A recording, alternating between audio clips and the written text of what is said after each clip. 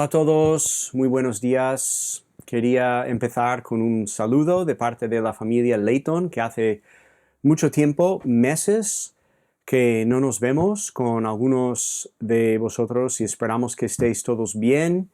Gracias a Dios estamos nosotros bastante bien y bueno, esperamos que el Señor acorte este tiempo de pandemia y de las restricciones para que podamos volver a vernos, congregarnos todos en persona y animarnos mutuamente en el Señor.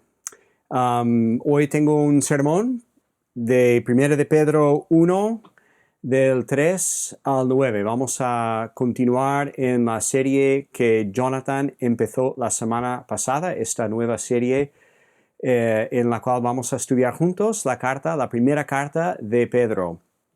Bueno, vamos a empezar con un ejemplo. La mayoría de nosotros tenemos pólizas de seguro. Tenemos seguros de diferentes tipos, de coche, de casa, algunos tenemos seguros de vida, incluso. Y los seguros los compramos porque los seguros tratan de protegernos, garantizando nuestro bien a pesar de los reveses que experimentamos en la vida. Por ejemplo, el seguro de coche te garantiza la reparación del coche después de un accidente. Si tienes el seguro bien pagado, pues garantiza la reparación del coche del otro con el cual has chocado, si ha sido tu culpa, y también de tu coche, si lo tienes a todo riesgo. Pues hace unos meses mi suegro tuvo un accidente de coche justo delante de nuestra casa. Entonces yo pude presenciar un poco las consecuencias de este accidente. Después de escuchar el choque salimos todos corriendo y gracias a Dios no hubieron lesiones. Mi suegro salió ileso y los otros conductores también. Pero sí hubo daños, unos daños importantes. En su coche y en el coche, 2 coches más, de hecho, 3 coches en total, ¿vale? Un accidente un poco complicado aquí justo delante de nuestra casa. Bueno, claro, el accidente no fue agradable, pero vi que mi suegro en el fondo estaba tranquilo porque sabía que el seguro lo iba a cubrir todo, ¿vale? El seguro iba a pagar todas las reparaciones y entonces, claro, como el seguro garantizaba este buen fin, permitía a mi suegro mantener su tranquilidad en medio de esta prueba difícil. Pues imagínate que pudieras comprar una póliza de seguro anímico, ¿vale? Un seguro que te garantizaría el gozo y la esperanza a lo largo de tu vida. ¿Cómo sería este seguro y cuáles serían sus términos?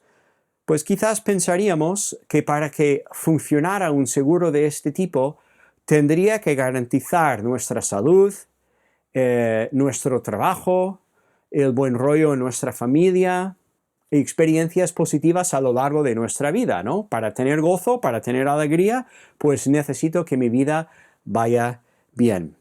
Pues, como bien sabéis, tal seguro no existe.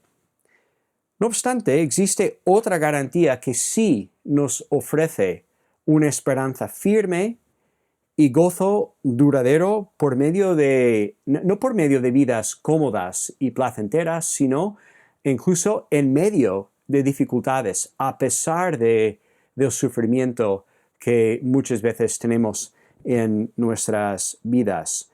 Y esas garantías no se tratan realmente de ninguna prosperidad en el presente, sino se tratan de unas promesas futuras. Y vamos a ver cómo son estas garantías en nuestro pasaje para hoy, 1 de Pedro 1. Vamos a leer del versículo 3 hasta el 9. Dice así: Bendito el Dios y Padre de nuestro Señor Jesucristo, que según su grande misericordia nos hizo renacer para una esperanza viva, por la resurrección de Jesucristo de los muertos, para una herencia incorruptible, incontaminable inmarcesible reservada en los cielos para vosotros, que sois guardados por el poder de Dios mediante la fe, para alcanzar la salvación que está preparada para ser manifestada en el tiempo postrero, en lo cual vosotros os alegráis, aunque ahora por un poco de tiempo, si es necesario, tengáis que ser afligidos en diversas pruebas, para que sometida a prueba vuestra fe, mucho más preciosa que el oro, el cual, aunque perecedero, se prueba con fuego, sea hallada en alabanza, gloria y honra cuando sea manifestado Jesucristo,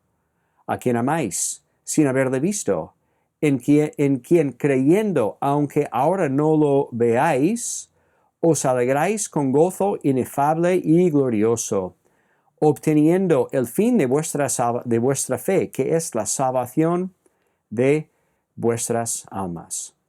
Bueno, este pasaje es muy denso y es muy, muy rico y bueno, espero que el Señor nos ayude a comprenderlo mejor por medio de este mensaje y saber aplicarlo bien a nuestras vidas. Bueno, lo primero que nos llama la atención cuando leemos este pasaje es que Pedro empieza el pasaje alabando. Bendito sea Dios y Padre de nuestro Señor Jesucristo. A veces encontramos en la Biblia alabanza espontánea.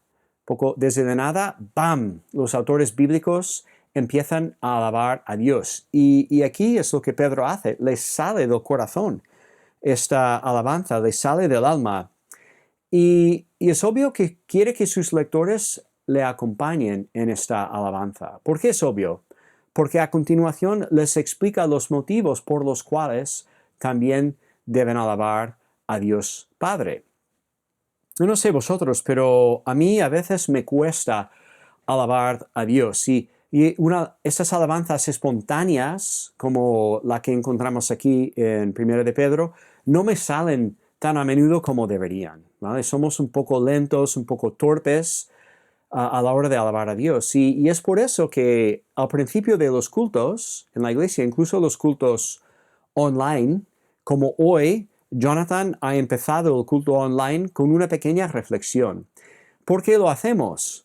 Sea Jonathan, sea Vladi, sea Marcelo, José, quien sea, esta pequeña reflexión sirve para recordarnos de alguno de los muchos motivos que tenemos para alabar a Dios. Y esto nos motiva y esto nos ayuda en el tiempo de cantar, en el tiempo de cantar himnos y canciones, nos ayuda a alabar a Dios, recordar por qué debemos alabarle, porque realmente tenemos muchos motivos. Y uno de los motivos principales que tenemos para alabar a Dios, es lo que dice Pedro aquí, que Dios nos da una esperanza viva. Nos da una esperanza viva. Y esta esperanza viva no es un mero deseo de que las cosas salgan bien, ¿no? Porque utilizamos la palabra esperanza de manera cotidiana de una manera un poco diferente, ¿no? ¿Qué decimos? Pues espero aprobar el examen mañana. O espero conseguir este trabajo.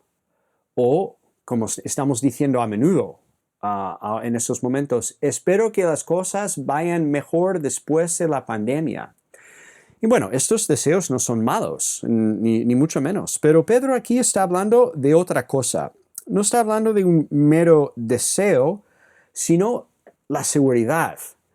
La seguridad de que todo va a acabar bien, ¿vale? No es un deseo sin fundamento, no es el poder del pensamiento positivo, sino que es una confianza firme que brota de una realidad. ¿Cuál es esta realidad? Pues Pedro les habla a sus lectores de una herencia. Una herencia. ¿Qué es lo que nos puede dar una esperanza vida? Pues la herencia que Dios nos da. ¿En qué esperamos exactamente? Pues esta herencia, ¿cómo es? Bueno, una herencia es una especie de regalo familiar. Imaginaos un chaval que tiene unos padres muy ricos, vaya, forrados, ¿vale? por el hecho de pertenecer a esta familia rica, a ese chaval le va a caer una herencia brutal. Recibirá de sus padres unos cuantos millones por los cuales no ha trabajado. ¿Sí? El chico no merece esta pasta, no ha colaborado, no escogió tampoco nacer en esta familia y no ha trabajado para amontar la riqueza, sino que lo recibe sin haber hecho nada. Y normalmente las herencias son así, son como una especie de regalo familiar. La Biblia utiliza esta palabra herencia para hablar también de los regalos que Dios da a su pueblo. En el Antiguo Testamento la herencia es la tierra prometida y vemos que el término herencia se usa para hablar de la tierra. En Jueces 14, por ejemplo, Dios regala la tierra a un pueblo que no lo merecía, vaya. Dios les dijo al pueblo, es que no es que sois mejores que las otras naciones. Dios había libremente escogido adoptar esta nación y ser su padre, ¿vale? Seré para vosotros Dios y seréis para mí pueblo. Fue la elección libre de Dios y fue una herencia, fue un regalo. Dios les prometió esta tierra y les hizo entrar. Vale, esa es la herencia del Antiguo Testamento, pero la herencia a la cual Pedro hace referencia aquí en este pasaje es diferente y es mejor que la tierra prometida. Claro, la tierra prometida era genial, yo no digo que no. ¿Quién no quiere tener su parcela ahí en un país, una colina, en un país mediterráneo, bajo su propia higuera, con prosperidad? Sí, que ese es el lenguaje de, por ejemplo, Primero de Reyes 4:25. Así fue en los mejores momentos de la estancia del pueblo en la tierra prometida. Pero claro, esta herencia, esta tierra fue corruptible y contaminable. Y de hecho, si seguimos leyendo el Antiguo Testamento, vemos que entraron en el pueblo, conquistaron y tal, y vivieron un tiempo de paz, bueno, prosperidad más o menos, con David, con Salomón, pero de ahí empezó a bajar la cosa, empezó a empeorar, y el pueblo corrompió y contaminó su herencia con su pecado, con su idolatría, hasta tal punto que perdieron la herencia, porque Dios les echó en el exilio. ¿Vale? Ahora bien, nuestra herencia como creyentes, dice Pedro, es incorruptible, es sin mancha y es inmarcesible. ¿Por qué? Porque no es como la herencia del Antiguo Testamento, que el quedarse en la tierra dependía de la obediencia del pueblo. Dependía en parte del pueblo y no fueron capaces de obedecer lo suficiente como para mantenerse dentro de esta herencia. Lo estropearon. En cambio, nuestra herencia está siendo reservada en el cielo por Dios. Depende de Dios y únicamente de Dios, no de nosotros. Él lo reserva para nosotros, por lo tanto, no se estropea y no se pierde. He aquí la garantía que mencionamos al principio del sermón. Esta esperanza viva que tenemos se basa en la seguridad de saber que al final todo saldrá bien. Tenemos una herencia celestial, una herencia perfecta. Esto es un fundamento genial para la esperanza. Es la mejor que hay. Y es la única que no falla, porque depende de Dios mismo. Suena muy bien esta herencia, pero claro, no la poseemos de forma completa ahora, sino que es futura, ¿vale?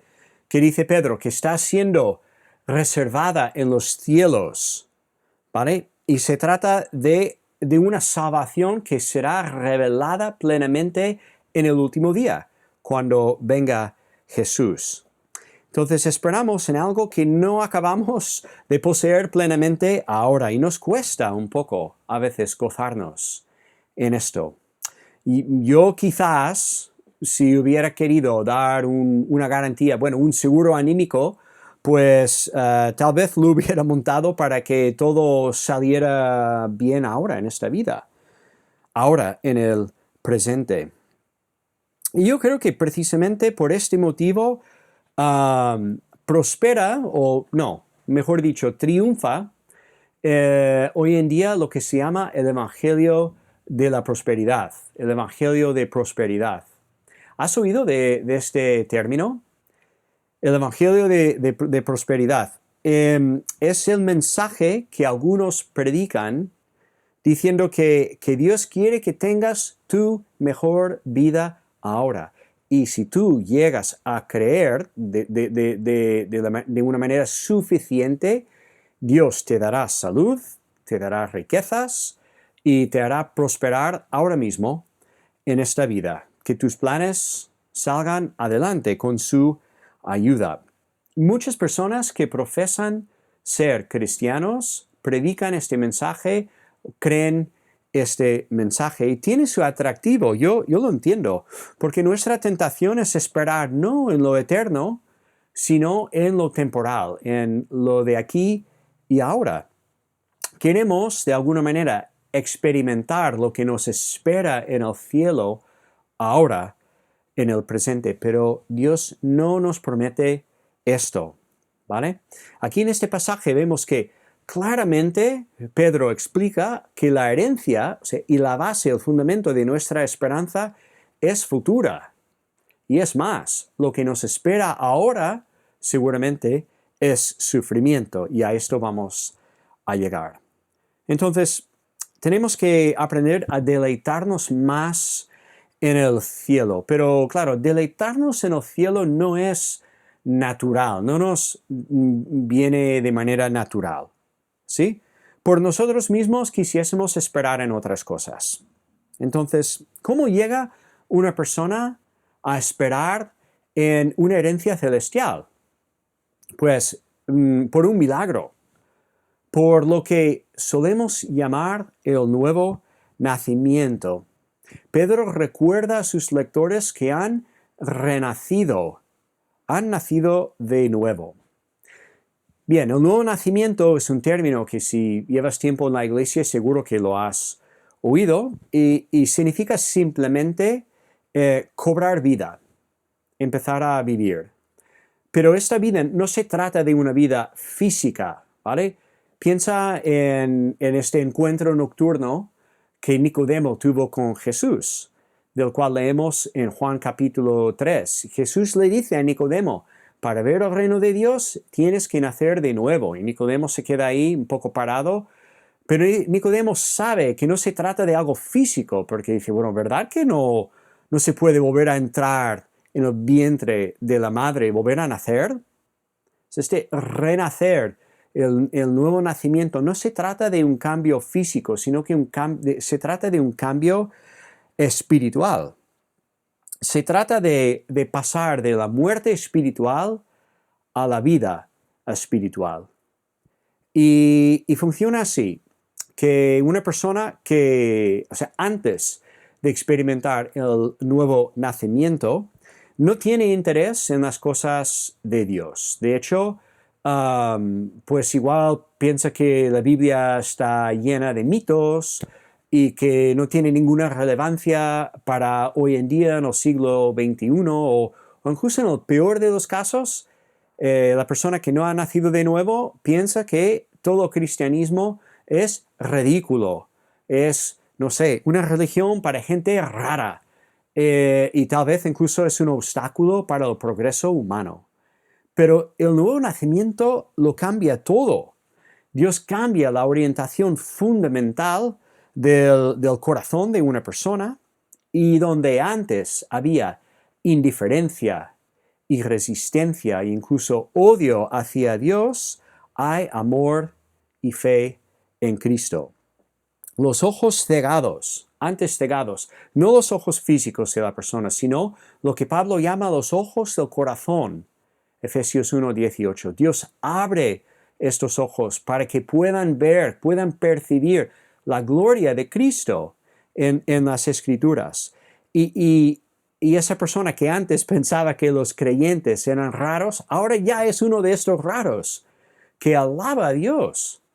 Y es una persona que espera, no en esta vida, sino en la vida que viene, en esta herencia celestial. Solamente por el nuevo nacimiento podemos llegar a recibir y valorar esta herencia celestial que Dios nos promete. El nuevo nacimiento es un nuevo comienzo, es el principio de la vida cristiana, es cuando Dios nos une con Cristo y empezamos a disfrutar de sus bendiciones, ¿vale? ¿Cómo ocurre? ¿Podemos prepararnos para nacer de nuevo? ¡Ay, cuánto quiero nacer de nuevo! ¿Qué tengo que hacer? ¿Qué actitud tengo que tener? ¿Cómo me tengo que posicionar para recibir esta bendición? Bueno, no funciona así. ¿Se prepara un bebé para nacer? No. Y yo creo que es por este motivo que el Señor Jesús escoge utilizar este lenguaje. El nacimiento es pasivo y el bebé no hace nada para prepararse, sino que es algo que le sobreviene, ¿vale? Pedro recuerda a sus lectores que es así, que no han nacido de nuevo por sus propios merecimientos, porque el nuevo nacimiento es según la misericordia de Dios, así dice Pedro. Según la misericordia de Dios, es decir, que Dios no te da lo que tú mereces, que sería el juicio por el pecado, sino que te da vida, nueva vida, te da algo que no mereces. Esto es misericordia, ¿no? El nuevo nacimiento no brota de nosotros, no tiene su origen en nuestros buenos deseos, sino que tiene su origen en los buenos deseos de Dios, en su generosidad, depende de Él. Entonces, la causa o el origen del nuevo nacimiento es la misericordia de Dios, y el poder tampoco viene de nosotros, ¿vale? No es que como si Dios viniera y tocara nuestra puerta. Ve, ¿te quieres nacer de nuevo? Pues esfuérzate, ¿eh? Y aquí estoy, esfuérzate. Como si pudiésemos hacer algunos ejercicios espirituales, ¿no? Para prepararnos, para conseguirlo. No es así. En casa, en nuestro garaje, tenemos un pequeño gimnasio, un gimnasio que acabamos de montar en el confinamiento y a veces acudíamos toda la familia abajo a este gimnasio para intentar ponernos en forma, ¿vale? Esos días que estábamos encerrados, ¿vale? Pues no debemos pensar que yendo a algún tipo de gimnasio espiritual podemos ponernos en forma, de alguna manera lograr nacer de nuevo. No, el poder del nuevo nacimiento no viene de nosotros, sino del mismo Jesús, que resucitó. Jesús pasó de muerte a vida y nosotros, unidos con Él, también pasamos de muerte a vida.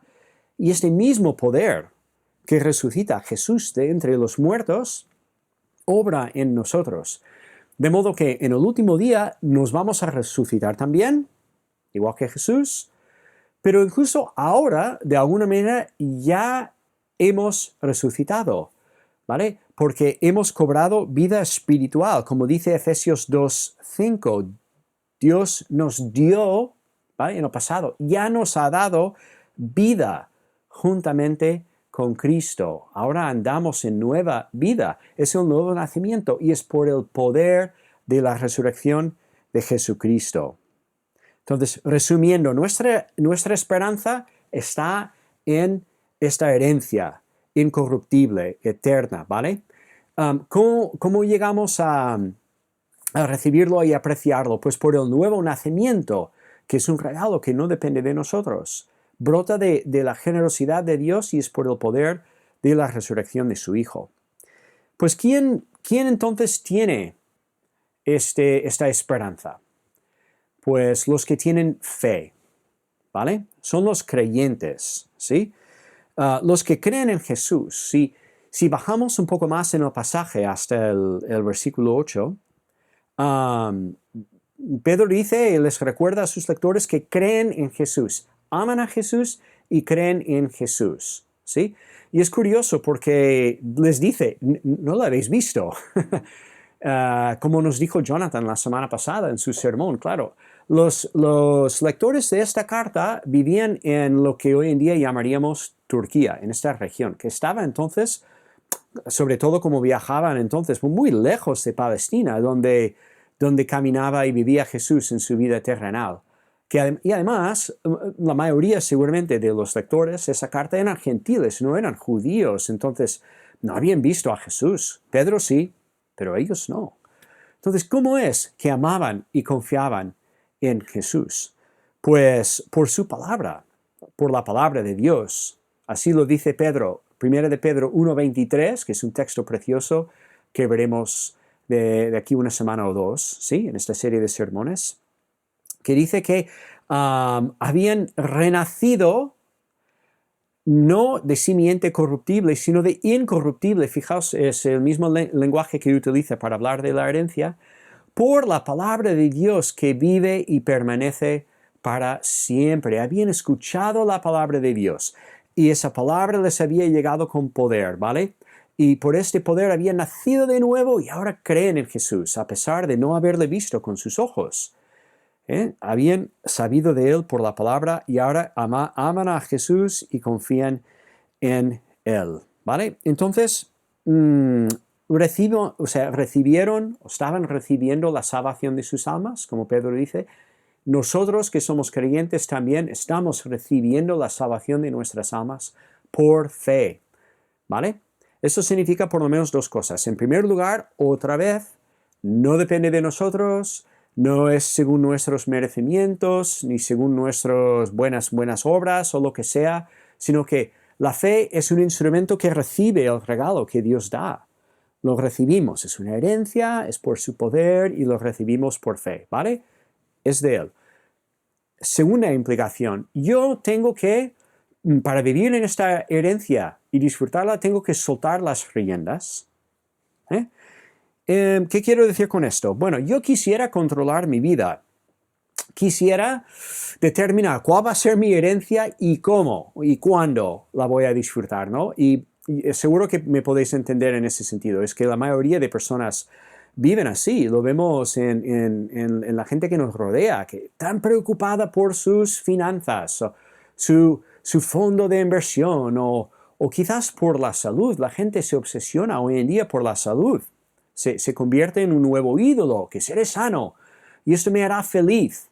O esta semana estuve en algún entreno de fútbol de uno de mis hijos y claro, ver algunos padres que están tan preocupados por el triunfo deportivo de sus hijos, ¿no? Que se quieren basar su felicidad y su bienestar en las circunstancias de esta vida y tratan de controlar y montar su propia herencia aquí y ahora. Pero si recibimos esa herencia que Dios nos quiere dar por fe, tenemos que soltar las riendas. No seré yo que lo vaya a montar, sino que será Él y será según sus términos. Pero eso es mejor, porque yo preferiría, ¿quién sabe más cómo cuidarme? ¿Quién sabe más cómo sería la mejor herencia? Pues sabe más Dios que yo, así que quisiera soltar las riendas y confiar plenamente en Él.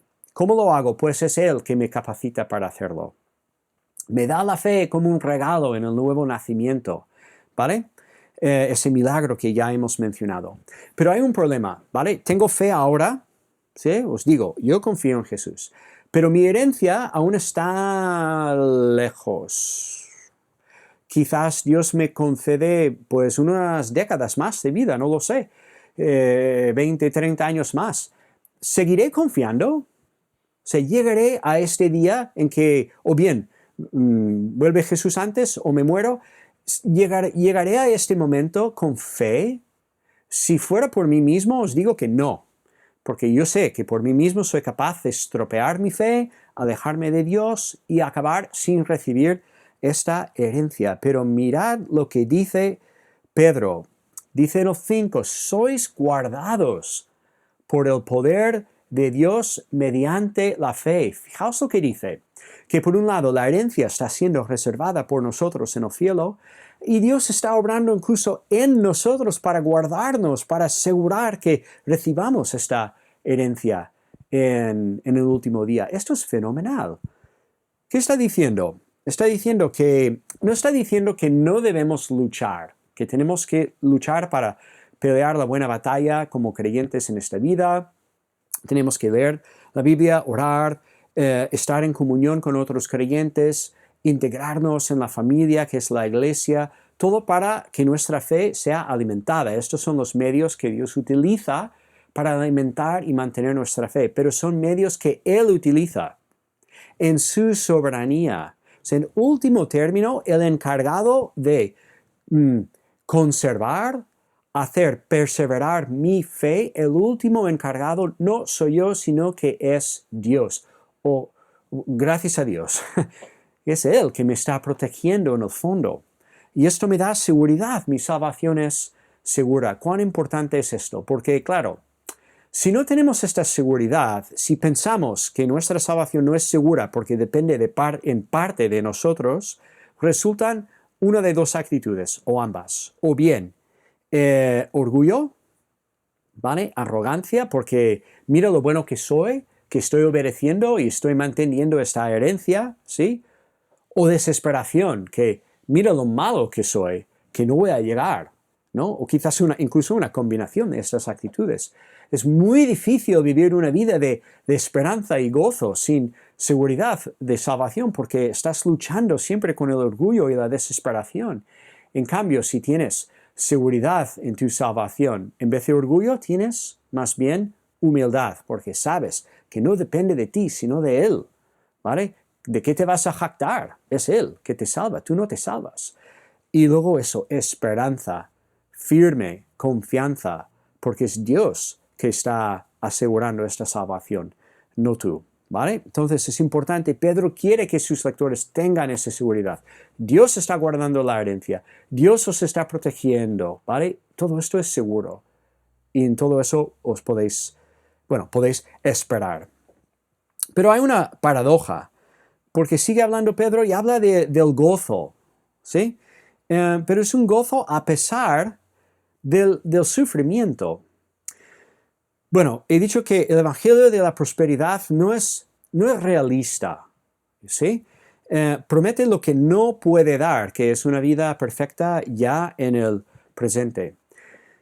Pero la Biblia, en cambio, es muy realista y no ignora las dificultades de esta presente vida antes que la venida de Jesús. No ignora nuestro sufrimiento, habla mucho de nuestro lamento en esta era que estamos esperando entrar en el cielo. La vida es muy dura, plena de pruebas y de lamento. Pero Pedro dice que podemos aún tener gozo en medio de este sufrimiento. No gozo por haber visto eliminado el sufrimiento, sino gozo en medio del sufrimiento, ¿vale? Como dice en los 6, en lo cual os alegráis, la salvación, os alegráis en esta salvación, aunque ahora por un poco de tiempo, si es necesario, tengáis que ser afligidos en diversas pruebas, alegría y pruebas a la vez, ¿vale? Ese es el título del sermón, el gozo en medio de las pruebas. ¿Cómo puede ser? ¿Cómo puede una persona experimentar alegría profunda y duradera? ¿Qué es eso gozo? Alegría profunda y duradera en medio del lamento. Por dos razones. Uno es porque las pruebas son temporales. Mira cómo lo dice Pedro, aunque tengáis que sufrir un poco. ¿Qué quiere decir? No quiere decir que su sufrimiento no sea intenso, ¿vale? Que no duela mucho, como si fuera pequeña cosa. No está diciendo esto. Lo que está diciendo es que las pruebas de esta vida duran poco comparado con lo que es la eternidad.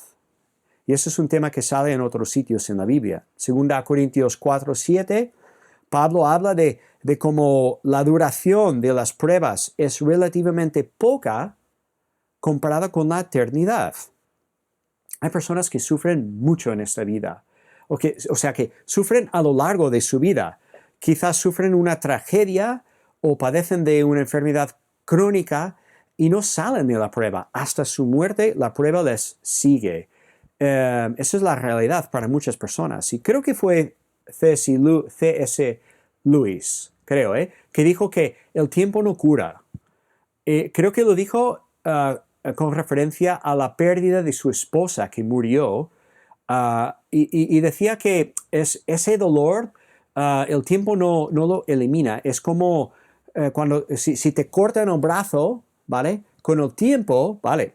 Se sana la herida, pero tú tienes que vivir lo demás de tu vida con esa discapacidad, con este dolor. El dolor no desaparece, ¿vale? Pero aunque sea así, una prueba así tan fuerte, una tragedia que te sigue a lo largo de toda tu vida, ¿vale? Este dolor es real, es profundo, pero es de poca duración comparado con la eternidad. Entonces, ¿cómo puedes tener gozo en medio de ese tipo de dolor? Por un lado, recordando que es temporal y lo que te espera es una eternidad de disfrute pleno en la presencia de Dios. Otro motivo por el cual podemos tener gozo en estas vidas es porque, gozo en medio de las pruebas, es porque las pruebas tienen un propósito, ¿vale?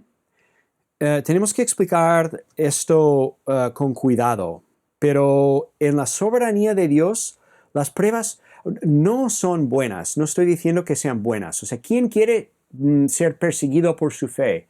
Uy, apúntame en la lista, quiero ser perseguido por mi fe. Yo no quiero estar en esta lista, yo no me apunto. ¿Quién quiere sufrir la pérdida de un ser querido? ¿Quién quiere sufrir un cáncer? Nadie. Esto no es bueno. O sea, no vamos a decir que las pruebas en sí son buenas. Lo que sí podemos decir es que Dios encamina y utiliza estas pruebas para sus fines buenos en nuestras vidas. Y eso es diferente. No estamos diciendo que las pruebas son buenas, sino que los propósitos de Dios en medio de estas pruebas sí lo son. Y la Biblia lo dice varias veces. En Romanos 8:28, por ejemplo, Pablo dice que Dios obra todo para bien. Romanos 8:28. El libro de Hebreos habla de las pruebas como una disciplina que viene de un Padre que nos ama y nos disciplina como hijos. Y aquí Pedro dice que las pruebas tienen un buen propósito, el propósito de poner a prueba nuestra fe. El 7, para que sea sometida a prueba vuestra fe, mucho más preciosa que el oro, que aunque perecedero, se prueba con fuego. Pero es para que esa fe sea hallada en alabanza, gloria y honra cuando sea manifestado Jesucristo. Vale, ¿de qué está hablando? Pues está diciendo que el sufrimiento prueba nuestra fe, porque es cuando estamos sufriendo que se ve si confiamos en Dios por quién es, porque es fiable o por lo que nos da en esta vida. Es como Job, las pruebas de Job. Que Job confiará en Dios por quién es Dios o por las muchas bendiciones que Dios le había dado, ¿sí? Y cuando le son restadas las bendiciones, al final su fe perdura, ¿no? Él continúa confiando en Dios. Eso es lo que hacen las pruebas. Mostrar la genuinidad de nuestra fe para que en el último día haya alabanza, honra y gloria. ¿Para quién? Pues la primera vez, el lunes, cuando empecé a estudiar este pasaje, pensé, bueno, claro, alabanza y honra y gloria para Dios, que será manifiesto en el último día el hecho de que yo haya confiado y Dios es el autor de mi fe, por lo tanto, Él recibe toda la gloria. Y eso es verdad, pero yo diría que Pedro aquí se refiere más bien a alabanza, gloria y honra para nosotros. Es cuando Dios nos dice al final, en el día de juicio, bien, buen siervo y fiel. Recibimos su aprobación.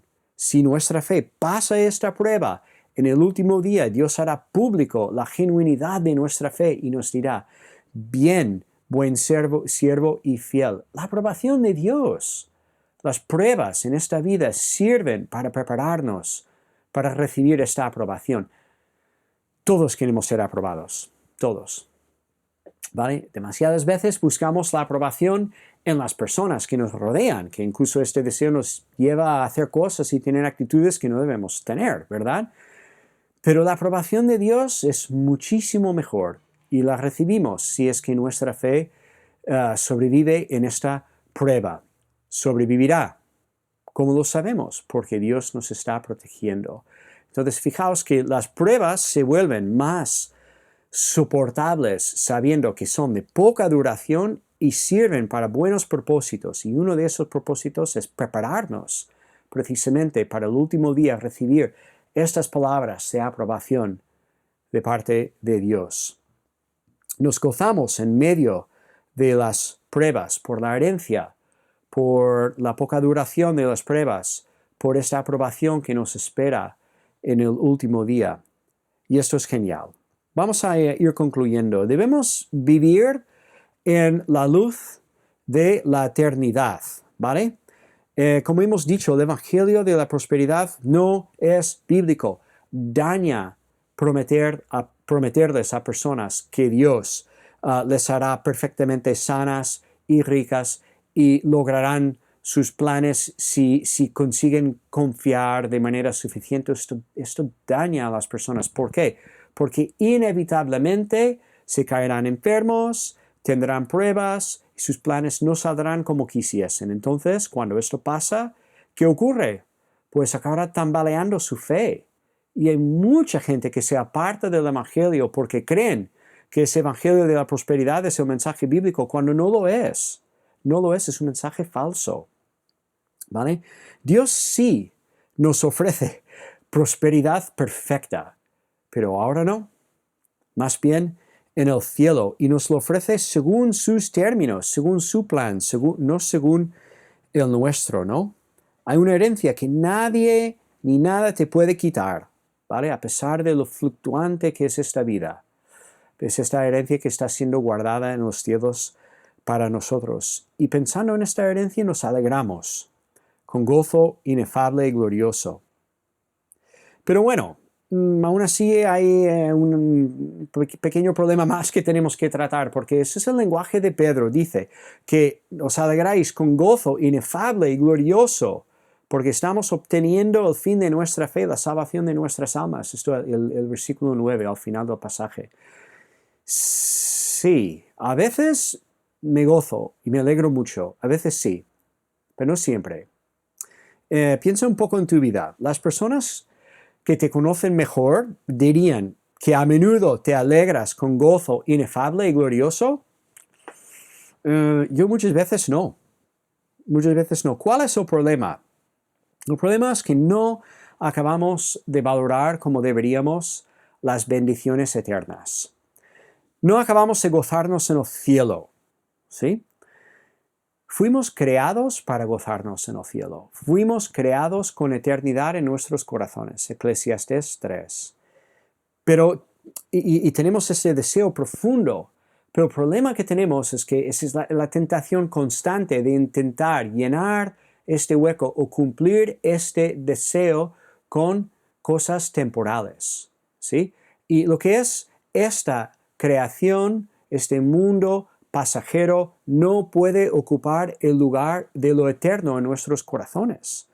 Entonces tenemos que aprender a vivir según cómo hemos sido diseñados por Dios, deleitándonos en las bendiciones celestiales. No acabamos de participar plenamente en ellas ahora. De alguna manera sí participamos, pero no plenamente, pues entonces se trata de esperanza. La confianza segura de que las vamos a poseer plenamente y todo saldrá bien al final. Necesitamos pedir que Dios nos ayude a levantar la vista. Y el nuevo nacimiento es el principio de esto. Es como si Dios nos diera unas gafas. Ahora por fin veo bien enfocadas las cosas, ¿no? Pero tenemos que pedir que Dios vaya aumentando nuestra fe para que podamos ver cada vez más lejos y mejor cada día. ¿Cómo te consuelas cuando estás triste? ¿En qué sueñas cuando estás sufriendo? ¿No? Que las cosas van a mejorar en esta vida. Yo muchas veces es mi deseo. E igual nuestras vidas mejorarán. por la misericordia de Dios, pero no tenemos ninguna garantía. El único fundamento firme que tenemos es la herencia celestial. Podemos comparar la esperanza que debemos experimentar un poco como con la sensación que tuvo mi suegro después del accidente de coche, ¿vale? El accidente en sí no fue placentero, pero él tuvo una tranquilidad en medio de las circunstancias porque esperaba en que su coche se arreglaría y el seguro pagaría todo. Todo iba a salir bien. Tenía esta confianza y esto le daba cierta paz en medio de esta dificultad. ¿Vale? Entonces, nosotros también tenemos una garantía y tenemos una certeza que todo saldrá bien al final. Y hay aquí una diferencia entre el seguro de coche de mi suegro y la garantía del cielo. ¿Qué es lo que saldrá bien? Pues vamos a estar en la presencia de Dios y vamos a estar ahí siempre. Y esto nunca se va a perder y nunca se va a estropear. Claro, el coche de mi suegro es un coche muy chulo, por cierto, pero se va a estropear. Está arreglado ahora, pero se va a oxidar, se va a estropear. Y de aquí unos años, unos cuantos años, pero vaya, de aquí unos años va a dejar de ser servible, ¿sí? Es corruptible, ¿vale? Y es pasajero. En cambio, la herencia celestial no se oxida nunca. Es eterna, no es pasajera. Que Dios nos ayude a aprender a valorar más esa herencia. Que cuando estamos sufriendo, en vez de soñar con que la cosa vaya mejor mañana o el año que viene, ¿vale? Sus deseos son buenos, no digo que no, pero que podamos soñar en el cielo, que podamos soñar en esta comunión perfecta con Jesús, que ahora le amamos y confiamos en Él sin haberle visto, pero es que entonces le vamos a ver cara a cara, que soñemos en este disfrute, en esta prosperidad que es segura, que el Señor nos ayude a descansar en ella. Vamos a orar y pedir que el Señor haga esto en la vida de cada uno de nosotros. Señor, te damos gracias por tu palabra, según la cual hemos nacido de nuevo, esa palabra perfecta, esta palabra de verdad, esta palabra poderosa, que por medio de ella tú has obrado en nuestras vidas y nos has dado ojos para ver y fe para recibir esta herencia que tú nos prometes. Te damos gracias por habernos dado esta visión de las bendiciones celestiales, pero pedimos que en medio de esta vida, nuestras vidas llenas muchas veces de sufrimiento y pruebas y lamento, que nos ayudes a valorar cada vez más lo que es seguro, lo que es incorruptible, lo que no es pasajero, que es esta herencia celestial, que podamos valorarlo y aprender a esperar constantemente en ello y alegrarnos en ello. Pedimos que nuestras vidas sean caracterizadas por esta alegría inefable, gozosa, gloriosa, pensando en y fundamentando nuestras vidas sobre nuestra herencia celestial. Te lo pedimos en el nombre de Cristo. Amén.